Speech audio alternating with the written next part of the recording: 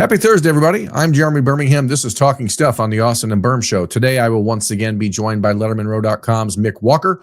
We're going to break down the latest in Ohio State football recruiting news, including a new name to be familiar with on the offensive line side of things and a rising defensive lineman who will visit Ohio State this weekend for the Ohio game. We'll talk about anything else that comes our way as well. Let's get to it right now on Talking Stuff. Back now with Mick Walker of LettermenRow.com. Mick joins us for the third straight week on Talking Stuff. Appreciate you being here, Mick. How has your week been on the stuff front? Have you had a good week of stuff? Yeah, I mean, we had visitors last week. We're going to have visitors this week. I went down to Nashville, which was kind of unsuccessful, but it's kind of successful at the same time last Friday. So there's been a lot of stuff, just not always the most fun stuff. Yeah. So as Mick is alluding to there, he drove to Nashville last Friday to watch David Gabriel George's Ohio State's top target at running back in the class of 2027. Got there, teams went through warmups. Then there was a little rain and the game got canceled. There was a lot of bit of lightning, but there was also a little bit of rain there. And it was going to be a good matchup. I think our rivals, we have like a Massey's ratings for all the high school teams in each state and in the country. And I think both Brentwood and Baylor School are like top 10 schools in Tennessee. So it was going to be good football. Got canceled though after about 2 hours of a lightning delay. So I didn't get to see David actually play in a game. I got to see him warm up. It looks like a thoroughbred horse running on the field when he's like running with the football in his hand. He just is built like a freak. And then I also got to see Keyshawn Bowman, the Oregon wide receiver commit that visited for the Texas game. Got to talk to him after. All those stories are up on Lettermen Row. And then just because I didn't get to watch football that night, I drove about an hour up to Portland, Tennessee to see Jermaine Cobbins, who also visited for the Texas game. Got to talk to him as well. So we added that story in, lost any actual game footage that we could have had for whether it's this podcast or a YouTube channel or something. But hey, we did all that, made it back up to Columbus for Grambling, only about 15 minutes before kickoff, but we made it all back up. Yeah, that basically happens to anybody. You were the equivalent of a recruit traveling to Columbus from the West Coast, getting there just in time for kickoff. Nobody got to see you walk down the tunnel. Nobody got photos of you when you got to the stadium, but you made it, and that's what matters. Mick, we are entering an interesting couple weeks for Ohio State. You've got the home game this weekend against Ohio. We will break down what we are thinking and talking about as far as the visitors for this weekend on this episode of Talking Stuff. We will also break down last week's visitors for Grambling. But I think with Ohio State's schedule, you've got this game this weekend. It's a night game, which is normally the opportunity and the situation for Ohio State to capitalize on bringing in a lot of recruits because so many people came in for the Texas game. This game is not the elite, like high-level premier list of visitors we've come to expect when Ohio State does have these night games. It is significantly better than the Grambling list, but it's still also going to be kind of sparse compared to the Texas game. And then the Buckeyes have a week off. Then they go out to Washington, so they won't be back in Columbus for a game for 3 weeks after this Saturday. And that visitors list for the Minnesota game is starting to kind of pick up some steam. We'll talk about some players maybe that we think could be there for that week at the end of this episode of Talking Stuff. But it's really kind of an interesting week ahead for Ohio State.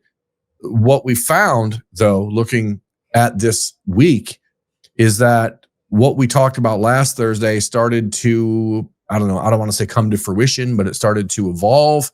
We saw the first offer go out to another 2026 prospect in quite some time. That was Landry Brede, a offensive lineman from Menor, Ohio, a swing guy, 6'5", 275, 280 pounder who can play guard or tackle, plays tackle for the Cardinal, but he's a guy that I think Ohio State sees as a long-term guard. Mick, we've talked about Landry Brede in other forums and other platforms for a while now. You first. I was going to see Menor versus I think it was Cleveland Heights 2 years ago. And you said, hey, there's an offensive lineman there that you might want to look at. And it was Landry Brede. I was very impressed by him then. I thought at the moment that he was a guy that Ohio State could eventually come around on. And that didn't seem to be happening under Justin Fry. Tyler Bowen took over in February and was instantly a fan of Landry Brede, had been, I don't want to say enamored with him, but certainly intrigued by his ability, the way he plays the game, the nasty streak he plays with, his athleticism. But Landry was dealing with a shoulder issue that had slowed him down. And so the offer and the opportunity for the offer, we didn't see him at like the Under Armour camp or any of that kind of stuff.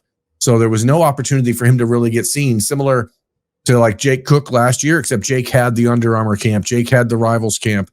And because he had those, it was not really a surprise then when he showed up at Ohio State with a little momentum last June and got the offer. Landry didn't have those camps. He did have, however, good junior film. And then the first 3 weeks of his senior tape opened the eyes of Ohio State and of Tyler Bowen. From what I was told from talking to people around the building, it's that they really liked just the aggression. They like the athleticism. They like the way he's driving through his hips and blocking. They like a lot about him. And now they've got film. Offer comes. He's committed to NC State. I was told last Saturday when he was offered that they're just going to work to get him on campus as fast as possible. Landry himself told me that he didn't know if he would make it for the Ohio game this week. I wrote last week that if they did make it for the Ohio game, that it's very likely that the NC State commitment would be in peril. He is going to make it for the Ohio game, and now it seems like the flip. I don't want to say it's imminent, but it does seem at this point to be almost inevitable. Yeah, like you said, we've been a big fan of him for a while. I went back and saw that the other day. It was September 23, I believe, when I saw him for the first time. He was actually going against Dom Kirks, who obviously is now at Ohio State playing defensive end. He acquitted himself well. I think Dom only played about a quarter in that game, but he was playing left tackle as a sophomore for Mentor, who's one of the top teams in Northeast Ohio every single year. And that's probably another big thing. Like, you have the senior film that you now have a couple of games of, but you also have 3 years of starting experience. You can layer the film year over years to kind of see how he's improved over 3 years. And if you're Mark Pantoni, Nick Murphy, all these guys, Billy Homer, like all the guys in the recruiting department, you have a lot of evaluation that you can have, a lot of data points to kind of stack up. Like you said, it's things you don't have camps, but then you also have, I believe he works with Dale Roddick, who also does T3 offensive lineman, which is Carter Lowe's work with, Luke Montgomery's work with, Sam Greer, Max Riley. Yeah. All these different guys that have come through Ohio State. And it's not like this is some kind of pipeline. Dale sends tons of guys to, whether it's Minnesota or other Big Ten programs, but they trust his opinion on some of these guys. They can get extra video from his training, different stuff, just whether it's been sent from parents or with the kids. Like, there's different ways to get information about Landry, and it's clear they've been kind of stacking that a little bit. And now that you have actual game reps, it's all right. Now let's offer, and like you said, get him on campus pretty soon. You and I both talked to him on Saturday morning, I believe is when he announced right before the game. Both of us kind of concurred when we talked in the photo bunker afterwards. He didn't really want to say much. He even told, I think, both of us that he got offered officially on Friday, but he didn't want to worry about posting anything until after his game that night. Obviously, he's got another game this week. We might find a way to make it up. Other way, we're going to be out on the road again. But when it comes to Landry, he's going to be coming down to Columbus, and that's the most notable thing so far. Yeah, and it's one of those situations where you can appreciate a kid wanting to be respectful of the school he's committed to. He initially, it seemed I don't want to say that he was annoyed because the timing, the offer is late or anything like that. But I think the kid knows that he's good enough to play at Ohio State, and the relationship has been there a while. It's hard sometimes for high school kids who are comparing themselves to others when they see a bunch of other young players getting offered to realize that their situation might be different. Especially inside of the state of Ohio, because they know that the Buckeyes want to prioritize Ohio, but they also don't seem to grasp or don't seem to understand that because of the way Ohio is built and the way that the relationships are built in Ohio, you can't just offer in Ohio unless you are 100% willing to take that commitment. And so now that the offer is there, that does not happen unless Ohio State is willing to make Landry Brede a take. We fully expect that he will end up flipping from North Carolina State in the relatively near future, whether that's this weekend or 2 weeks from now or 3 weeks from now or 2 months from now, I don't know. But that once the decision's been made to push your chips in from an Ohio State perspective on an in-state prospect, there's no real turning back, especially when it happens this late in the process. And the only, I guess, asterisk to that is if the Buckeyes then, they offer, but then they don't really follow up with communications or that kind of stuff like we saw last year with like Chaz Coleman, because that didn't seem to transpire the way everyone thought it would. I don't get the sense that Tyler Bowen is going to be lackadaisical here. The Buckeyes have 4 offensive linemen committed in the class of 2026 with Aaron Thomas and Sam Greer, Maxwell Riley, and Jake Smith. Tucker Smith. Who's Jake Smith? He had all these people on a podcast, folks. Different podcasts. Tucker Smith. Who's Jake Smith? Why does that name? Tucker. So this is where it is. I believe if Birm looks this up, Birm is a noted Arizona native. If you look this up, there's going to be a gentleman named Jake Smith that signed with Texas, I believe, from the Arizona the wide area receiver from out in Arizona. years ago. Right. Wide receiver. Yeah, Ohio State offered him. But either way, so they're looking for 5, maybe even 6 offensive linemen in this class. And Landry Brede is one of those guys that has the ability to play 5 spots down the road. A guy that they really just like the mentality, they like the physicality. And again, if he had the opportunity to camp in the spring, like the way Jake Cook did last year, then I think we would see Landry Brede moving up the national rankings. He's ranked as the number 78 overall offensive tackle, according to the Rivals industry ranking. And the number 42 player in Ohio. Rivals itself has him as the number 26 player in Ohio. But this is because no one's really seen him. And Ohio State has. And if the Buckeyes offer, that's good enough for me. He's committed to a Power 4 program. Now we'll see what happens there as far as the development goes. Before we start talking about other players in Ohio and other guys visiting this weekend, Mick, let's take a step back and look at the Grambling State visitors list. It was a small list. We did see the Ohio State commitments like Favor Aki and Jaden Ricketts and Sam Greer and Brady Edmonds.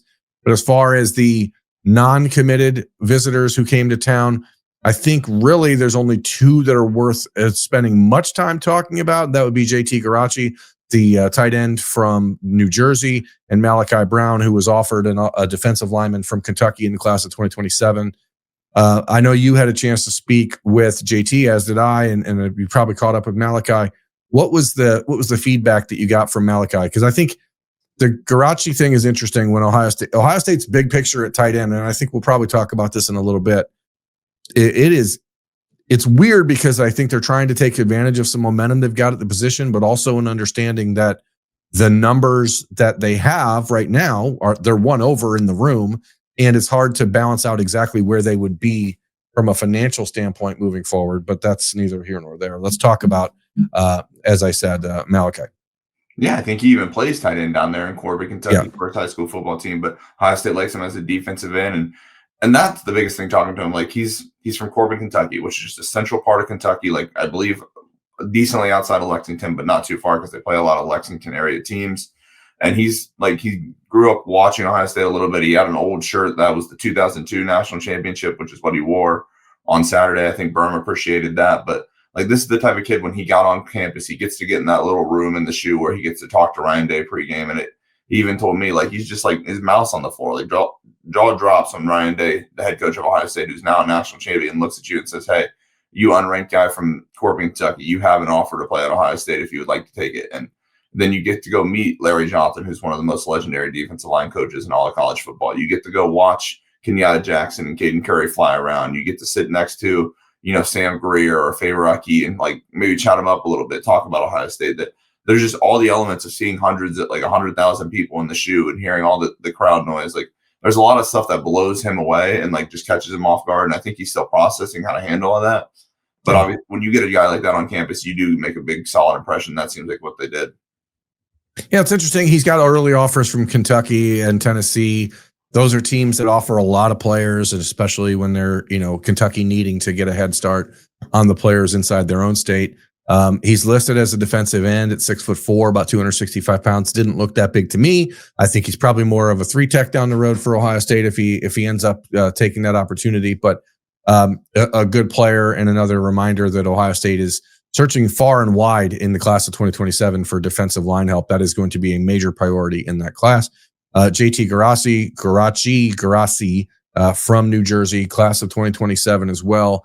As we talked about heading into the weekend, he was more of like a H-back, fullback type, maybe more in the vein of like what Nate Roberts is doing right now for Ohio State, but not like where Nate Roberts is ceiling-wise.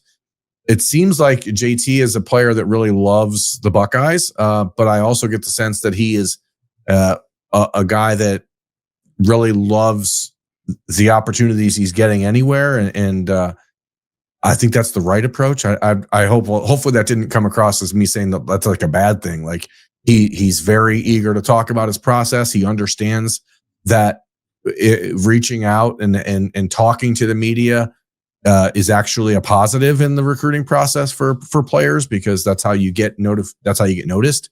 That's how you get your name in the conversations like we're having right now. So smart kid, family seems pretty I don't want to say like in love with Ohio State, but they seem to like it quite a bit. Yeah, he has family in Cincinnati. Like, it's a simple, like, you have guys with Ohio roots. And if we move past JT, there's the third guy from last week, and I think I just want to mention his name because we'll talk about him here in a couple of years. But Brandon Nash, the safety out of St. John Bosco, like, he earned an offer this summer, and he even told me, like, McElroy said, "Hey, we need to get you to a game," and like asked him, "Hey, what game do you want to come to?" And this was the one that got circled because then you can kind of make it for a 3:30 kickoff after coming from the West Coast. Got a big win over St. Francis Academy on Friday night. Immediately flew out to Columbus. Second straight week they've had somebody on the, like, from Bosco out there, which is a big win for Ohio State to get multiple California guys on campus. He got to see Epi Satanale play, so that's somebody in 2028 we'll probably talk about. But we got a long ways, but we'll get there. But still, Brandon Nash is somebody that Ohio State fans should track a little bit over the next couple of years. Yeah, exactly. Nash is an early top 60 player in the class of 2028.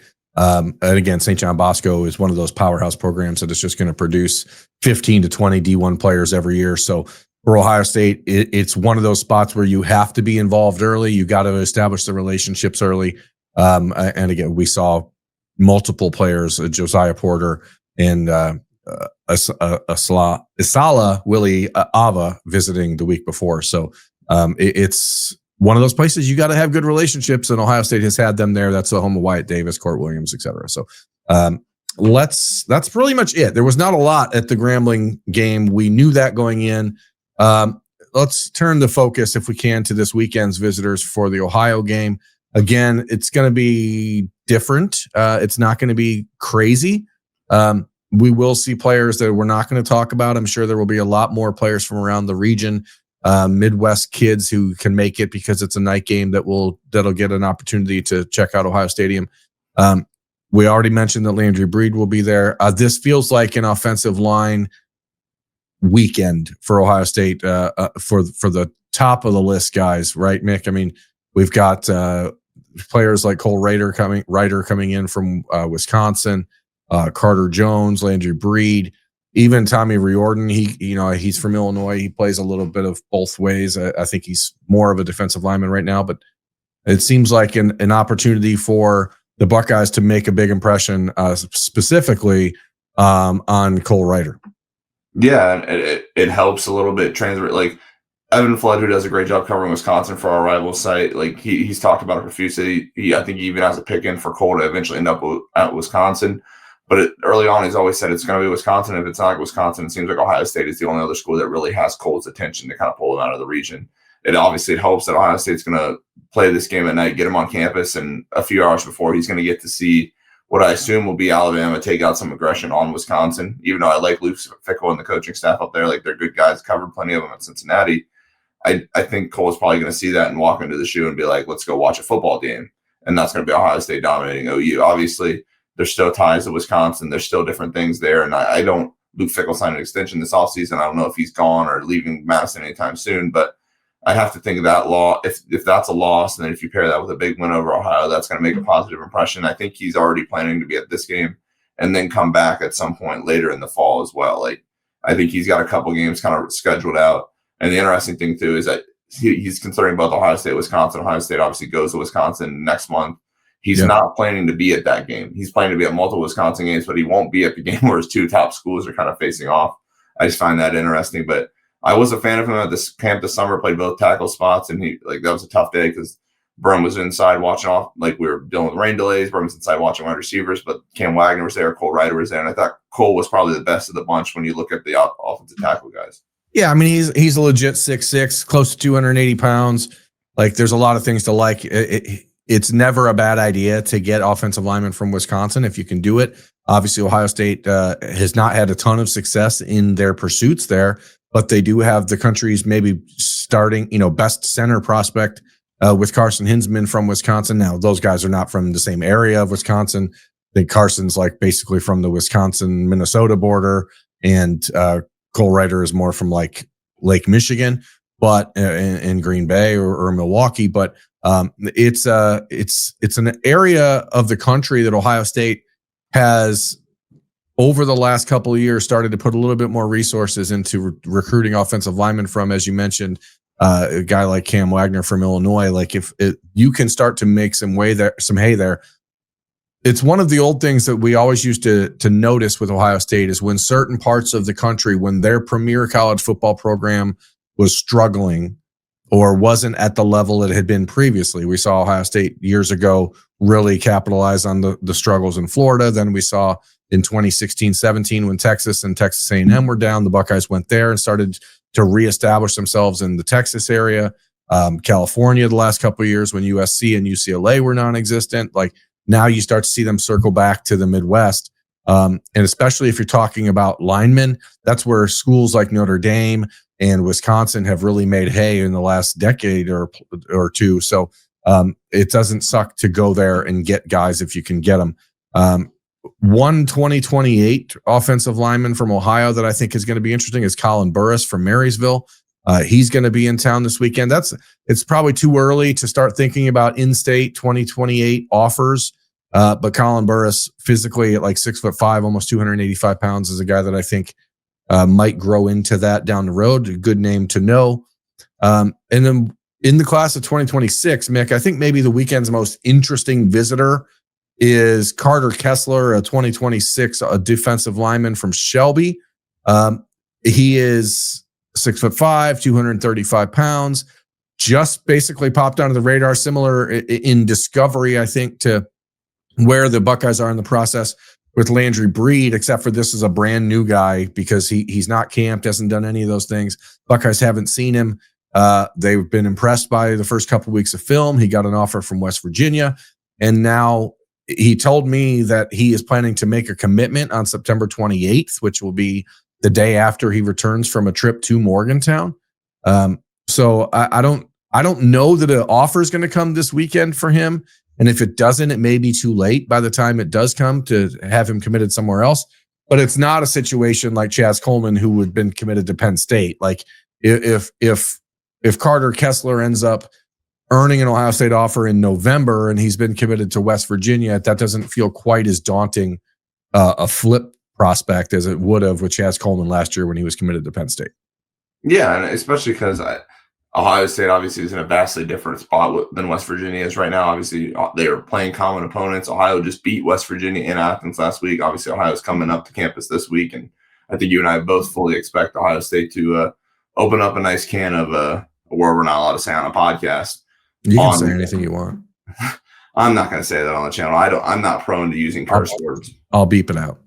But I think we both expect Ohio State to kind of put it on Ohio when they come into the shoe. So, like you said, it shouldn't be anything that's too difficult of a flip, but then it just kind of depends on what does Carter do on the field the rest of the year. What do his grades check out as? Like, because he still has kind of a semester to bring those type of things up. There's on the field, off the field type of things to continue checking on. And you and I have talked about it. It's similar to like the cornerback discourse with some of these guys we bring up. Like, I think Carter Kessler would be a really good guy. Like, if you're looking for a third edge prospect that you can kind of just stash for 3 or 4 years and maybe he hits.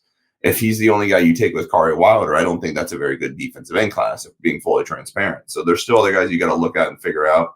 And I think you and I have started to hear some names, at least that they're checking in on. Nothing too concrete right now, but it seems like Carter's kind of the first guy they're looking at when it comes to expanding this 26 board. Yeah, and I think that's just because he can get here this weekend, and that's why I think he'll be first on that list.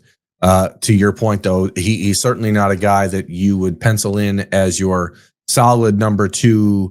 This is an unranked player, but they like what they've seen. He's another guy that plays tight end, good athleticism. He's like a vertical passing threat at tight end for Shelby. So he's got a little bit of juice to him. But as you said, there might be some off the field stuff that Ohio State needs to still get cleared up before they are even willing to make those sort of pursuits when it comes to a potential scholarship offer. Is there anybody else on this weekend's list, Mick, that you're specifically interested in? I think Nate Kamba, for a defensive lineman, 6'4", 290 from Charlotte. He says he's supposed to visit this weekend. We've seen how these things go in the past. Sometimes kids don't make it, but he said that that's the plan. For me, he's a 2027 from Charlotte, from Corvian Community School, that I think is an interesting one. He seems to be very high on Larry Johnson and Ohio State, but who else is capturing your eyes for this weekend? Yeah, you mentioned Tommy Reardon. I think that's an interesting guy. He camped this summer, just a continued evaluation of him. I was really impressed by him at the Under Armour camp. I liked a lot about him when we saw him this spring. Yeah, and then Carter Jones is the other 27 offensive lineman that's coming up from Virginia. Just the guy that I imagine Tyler Bowens at least checked in on a little bit throughout, like when he was at Virginia Tech. And I think they would have liked to get him on campus this spring or this summer, but that didn't happen. So you continue to get him up on campus. And then the other one is, I haven't confirmed who it is. I'm talking to the coach about it. Tyler Williams down at Taft. I was told a group of guys from Taft are coming up, and then that kind of brings in like Lorenzo McMullen, who's an early guy that's been ranked by a couple of services in the 28 class. I think you and I both liked him this summer, and then I believe it's Josiah Pouncey, the safety that we both liked as well when we saw him in the spring. Like there's a handful of guys that could come up with that Cincinnati Taft group that if they do make it up, you and I will be able to talk more about next week during the idle week or the bye week, the off week, whatever we want to call it. So that's got my attention a little bit. Pole Moloa, I believe is his name, or something along those lines. He's a talented guy from California, related or some way related to Ebby Satanale. So he's making the trip for a night game. That's really kind of the whole list. I just ran down it, but that's like, and I think the Kava thing is an interesting one in the respect of, you mentioned the weaknesses of like attacking states earlier. If Wisconsin's down, like, full transparent, hopefully next week I'm going to go to Chicago and see some of these guys that Ohio State's recruiting. Wisconsin's done well in that area, but obviously Michigan, like Notre Dame, still recruit Chicago well. The other trip I'm looking at later this fall would be down in North Carolina and Raleigh, because that area is very loaded. And you have NC State that's not kind of operating at where they've been recently.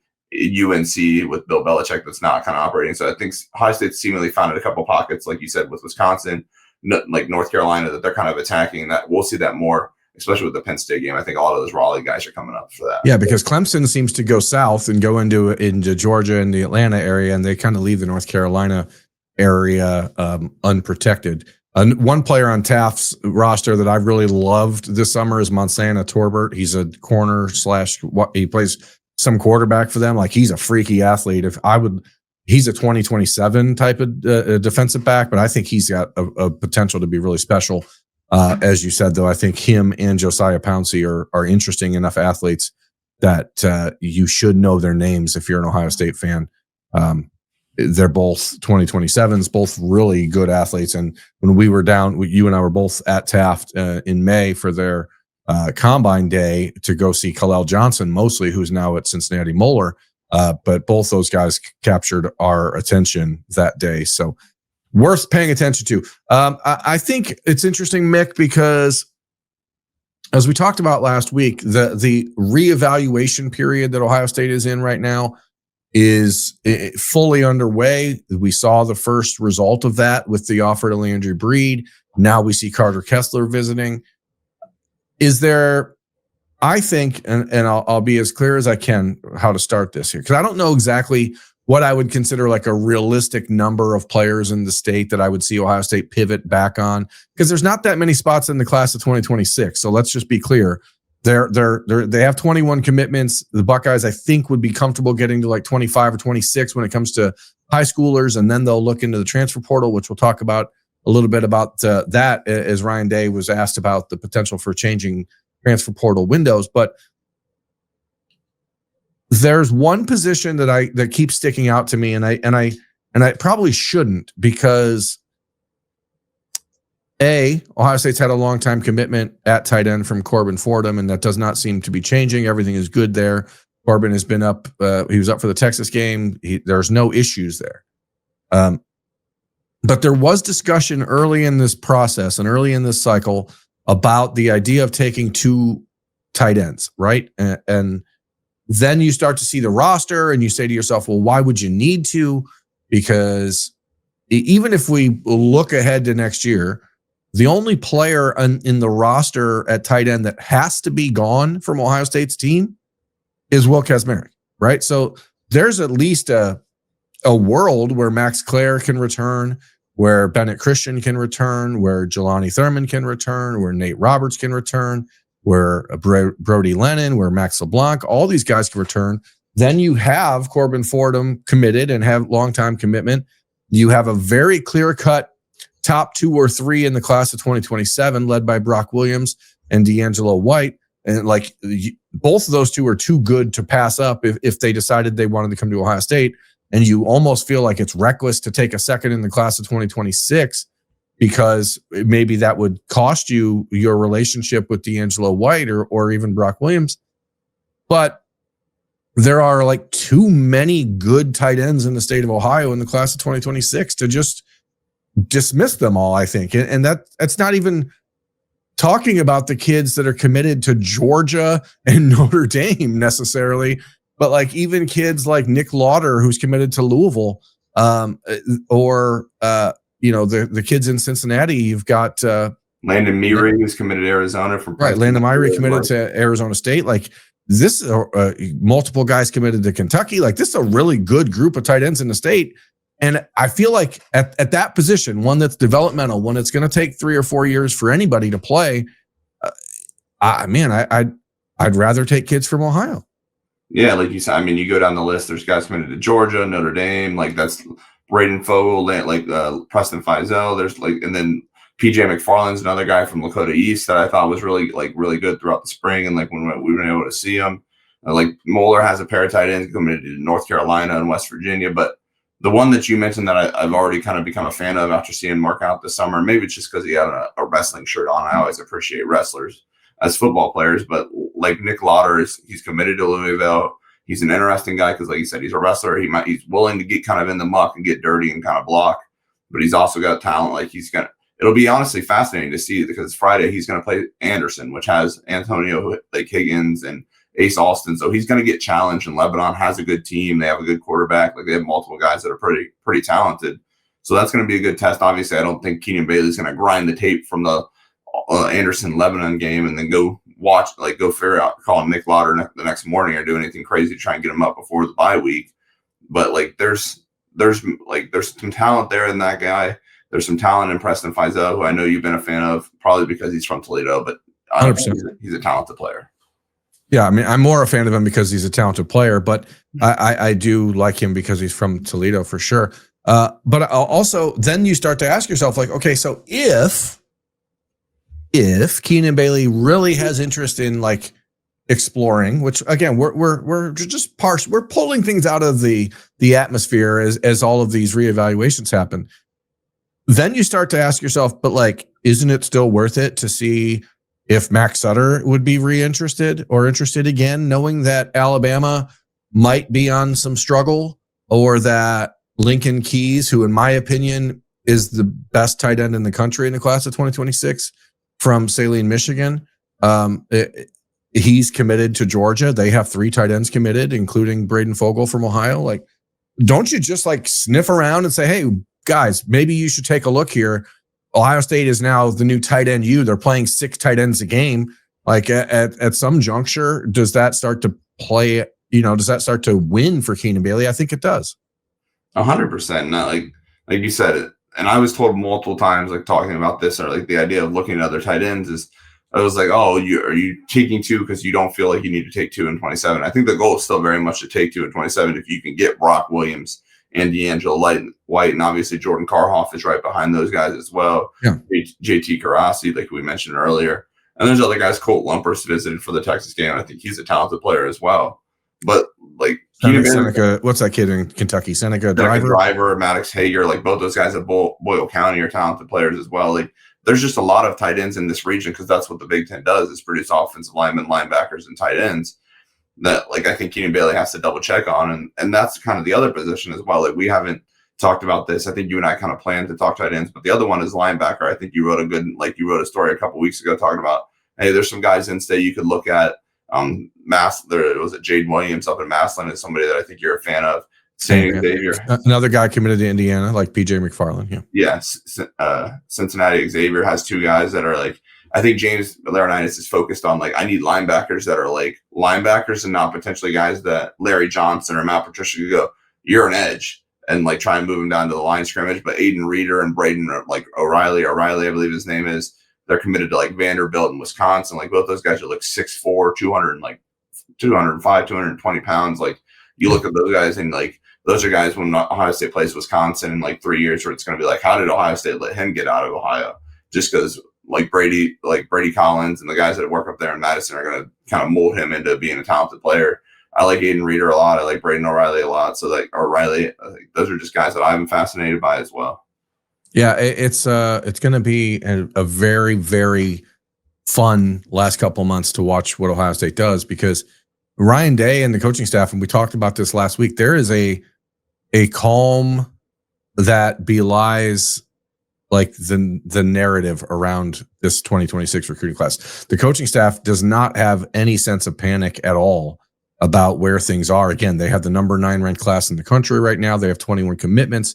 There's not a whole lot of spots left. And yet when we talk to the staff, and I think you probably get a similar vibe as I do, Mick, and if you don't, please correct me if I'm wrong, but like this feels like the coaching staff is like, hey, everything is good. Like we have a plan and it's going to come to fruition. We've started to hear other names of players committed elsewhere around the country. We'll talk about those over the next few weeks. We don't want to talk about them now until we get visits confirmed and that kind of stuff. But again, that Minnesota weekend is starting to shape up as one that I think will be interesting from a number of perspectives. But the Buckeyes don't seem to be bothered. And Ryan Day on Tuesday said, we feel like we have some really good guys committed right now. We're going to make a hard push over here the next couple of months to finish off the class, then figure out what's right in the transfer portal for us. But we feel like it's really important to make sure we have the right guys and the right fit.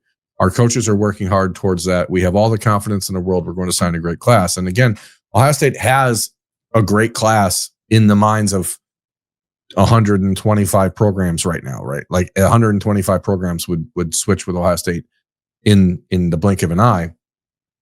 But it's not where we expect Ohio State to be in the number 9 class. But it is still relatively early with 3 months to signing day. The part of that I think is most interesting is the conversations I've had in the last 2 weeks would lead me to believe that the Buckeyes are going to be aggressive without being reckless when it comes to high school players. But I think they're going to be like really aggressive in the transfer portal. That keeps being the vibe I keep getting. And this is going to probably be the last time there's a transfer portal that happens in December because of changes that are being proposed. But Ryan Day is not a fan of those, saying that this is in response, and people can see it on the screen here. It's a response to the idea of having the transfer portal be a 10-day window starting the 2nd of January or something like that, which means that there are still going to be 4 to 8 teams playing in the college football playoff at that point. I'm not going to read the entire thing here, but Ryan Day said, I know the calendar is funky, and I know that the Big Ten and Tony Petitti has been working hard because he doesn't believe it either. And the coaches in the Big Ten, we had a lot of discussions about that and tried to work through different windows, but I don't agree with it being January. And I don't know if that's true. I don't know if Ryan Day really disagrees with it being January. I just think he wholly disagrees with it being early January because he expects Ohio State to be playing in the playoffs. And last year, the Buckeyes couldn't go out and really try to get anybody in the transfer portal in December because they were playing from December 21st all the way through January 20th, and 130 other teams were done. And then Ohio State's players were getting poached and tampered with while the Buckeyes are playing. And Ohio State lost a defensive coordinator because of this in the same time frame, because the Buckeyes were like, hey, we are not going to negotiate while we're in the middle of a playoff run. So now if you have to negotiate with your own players when they're in the middle of a playoff run and other schools are trying to pull them from you while you're playing, how does that make any sense? There is no world. If the transfer portal window is in January, it has to be after the national championship game, period. So it really should be, number one, let's get rid of week 0 in college football and just move it up and have that be week 1. Then we're done with everybody playing by the second week of January. And then you do January 20th, which was last year's national championship game, through January 31st. And then you're done. And I know the argument, Mick, people say it all. Oh, what about the student athlete calendar? Are we still pretending people care about the student athlete experience? They don't. Yeah. So why are we still pretending? January 20th through January 31st or after spring football. Those are the only 2 times it makes sense. it, like you said, it all really depends on us just acting like or continuing the facade that this is all about academics and your student athletes. Because if it's not, then you can kind of just run this between like for the whole month of like the 2 weeks in January or something at the end of it and kind of sort it all out. Because ideally, that's when it happens. You finish the season, you get all these teams done, you get a second for Ryan Day and the team. Like, because at this point, like we kind of have to remember as well, Ryan Day won the national championship. They get back home. They get back. They're doing the whole media tour and like, hey, he's on what Jimmy Kimmel or something. And then like, so that was awesome for him to be able to be like, I got to do this, but also his coaching staff was all out on the road. He had to compress like seeing recruits into like a 4-day period, 5-day period instead of having like 3 weeks, like the rest of the coaching, like all the coaching. While having to deal with agents of his current players, like on the flight home from Atlanta, like that's nuts.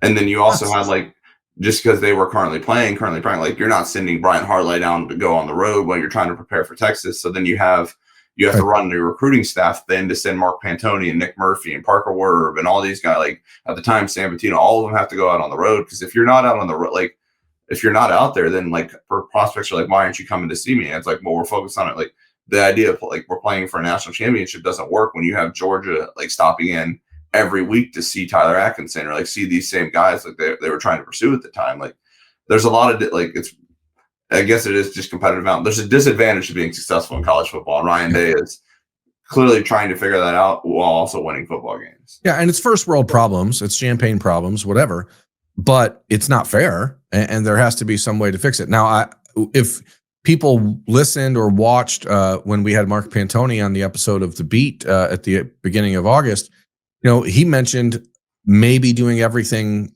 around the same time that the financial calendar flips over for the schools, which would be at the end of spring. So that, if you right now, these coaches and the staff and Mark Pantoni and his staff, they're forced to like renegotiate with these players and their agents almost like weekly. Like there is no down period. There isn't, like, especially now that, this conversation is happening. If the transfer portal is moved to January 2nd through January 12th, then the conversations about who's entering the portal, those are already starting. And people are going to be put in positions where their entire, like, I don't know, man, it's just bad. It's bad for college football. Let's just find one thing that makes sense. But you can't just punish the teams that are successful by saying, well, your players can get poached, but you can't go get anybody while you're playing in the playoff because you're being punished for playing in the playoff. Whatever. Hey, Mick, Ohio State's on the road next week. The coaches will be on the road because the Buckeyes do not have a game. Have you any insight into early discussions with people about who's going where? I know I checked in on to see if Ohio State was going to see David Gabriel Georges next week. They will not. They will see him a couple weeks down the road, but the rest of the staff will be seeing most of the top targets ASAP. Yeah, like I think we can kind of merge this section together because last week we talked running backs at the end, like a 27 big board. We've talked plenty about the tight end, so consider this whole episode like a 27 tight end big board. I think Keenan Bailey's going to go in and go see Brock Williams at Libertyville and just kind of spend some time with him there at his high school. I don't like the whole rules are weird now about whether you can see people. Like I think this is just a straight up evaluation where you can go to the school and see the coaches and see the player, but they can't really do much. Like you can't do in-home visits, but yeah, Keenan Bailey will make it a stop to go see Libertyville. Like you said, maybe he goes down and sees Max Sutter. Like that's not the Chicago area, but that's a couple hours down south. But maybe you just go in there and check up. And like I imagine, and then like you said, then from there, it's just Brian Hartley needs to go see Jameer Brown. You have that, like all these different other things. Like Billy Fester goes out to California to see like Luke Fahey and Brady Edmonds and so on and so forth. And maybe like Tyler Bowen goes out on Monday and drives right up to Mentor and goes to see Landry Brede to try and seal the deal. Like, I don't know. Or maybe he goes to Washington Courthouse and sees Adam Guthrie. Anything's possible. I think that's kind of one of the points, though, is that the Buckeyes are going to see a bunch of different players, and every school they stop in is going to be there for a reason. But it doesn't always mean that something is like happening. Some of it is maintenance. Some of it is just checking in. I would absolutely agree. If Keenan Bailey is going to be in Illinois to see Brock Williams, and it's almost 100% certainty he's going to go see Max Sutter just to check in. But that's how you win. That's how you keep relationships. You can't, if Ohio State has any desire to bring in a second tight end, we'll just stay on that position because it makes a lot of sense from every perspective we're talking. then it's not like Keenan Bailey stopped talking to Max Sutter and his family in June, or Lincoln Keys and his family. Like this is a always process. And because of the transfer portal, like it never stops now. Like you can never just end a relationship. There is no like, oh, well, you moved on, we've moved on, let's not talk ever again. Like that stuff just doesn't exist anymore. So yeah, no, it's just like, then you get into like some of the logistic stuff. Like if you're going down to see Max Sutter, then sorry, I said Bo, that's his younger brother who has some offers as well. But if you go down to see Max Sutter, like you're in the same area, like Keenan Bailey's actually probably stopped by to see Cam Wagner, the four-star offense tackle in the area, more than Tyler Bowen has, because he's just down in the area. So then you're probably stopping to see him, and then so on and so forth. And it'll just be fascinating whether it's 26s, 27s, all these. Like you said, I would have thought David Gabriel Georges would have been stop number one for Carlos Laughlin, especially because I don't think Faber Aki is going to play on Friday night. I haven't double checked with Faber, but I believe he was still in a boot or had some like form of a limp last week when we saw him a little bit. So if he's not playing, then like why would you not just go see Faber or David Gabriel Georges? But talking to David last week, I think he even told Laughlin to come down and see him during the second bye week. Like that was the game they prefer him to go see, and so that'll be fascinating to see. And then the other one's like, where does James Laurinaitis go? Is he going to see like Caden Henderson and going to Dallas to see Cooper Witten, the 27 guys, or is he going up to Massillon, or is he going down to Cincinnati? Like there's a handful of interesting things there with that, because I think, and then same thing with Matt Guerrero. Is he going out to find other 26 safeties? Yeah. Well, the question I have is how much different, and this will be the first real opportunity, not Matt Patricia did have an opportunity to travel in the spring to go see some guys, but I'm wondering if he will be given the same opportunity that Jim Knowles had, which was basically you're the guy in Ohio. You can go see Jaden Williams up at Massillon. You can go down and check out on Jameer Daniels at Springfield. You can go do those things. Or is Matt Patricia going to be going and seeing like Caden Henderson, the 2027 borderline 5-star from Tampa, or is he going to be? It'll be interesting to see where they send those guys. That's stuff that will all be covered next week over at LettermenRow.com by Mick Walker. I'm there also if you're interested in that. So it's not a bad time to sign up at LettermenRow.com if you're interested in the message board world. We like it. Mick's pretty good at it. Enjoys himself over there. Mick, do you have anything else that you want to talk about before we bounce on this episode of Talking Stuff? Not at all. I will say that I'm excited. Birm gives me a little update about how the Rooster shows goes here on 97.1 The Fan 10 TV stuff. Is, I believe, what can we say what it is next week? I'm pretty excited. It's mac and cheese bites. If you're not there on Monday, then you're missing out. I mean, next week is mac and cheese bite week. I'll probably join Birm. I will not obviously be on the show. I don't crack the lineup of getting on the Rooster show, but I might stop by see Birm on Monday, because I won't get to see him the rest of the week, and we'll have more from Chicago. And when I get up there and see like some of these guys like Robin Ekwubike or Caleb Tucker or Brock Williams to be on that trip, Luke NJ Chalk, and it'll really just be who Mick saw last week, because we'll have a game like whether I see Mason Wilk this week, or that'll be the show next week, and who the coach. Who knows? Maybe I'll go with you to Chicago. I got nothing else to do next Friday. That's Tuesday and Wednesday, but we'll figure it out, Birm. I got nothing else to do Tuesday and Wednesday either. Birm has to have a press conference. Who knows? I need to have a press conference the Ryan Day press conference. I'll be there for that. So that's all on this episode of Talking Stuff. Again, not a ton happening when it comes to Ohio State's on-campus visitors this weekend or last weekend, but the wheels are turning when it comes to finishing out the class of 2026. We will be all over that on Talking Stuff. And as I said, if you can also join us at LettermenRow.com if you're interested. If not, then you can check back here next week, as Mick and I will be back for another episode of Talking Stuff. So thanks for watching. Thanks for listening. Have a great Thursday night and a great weekend.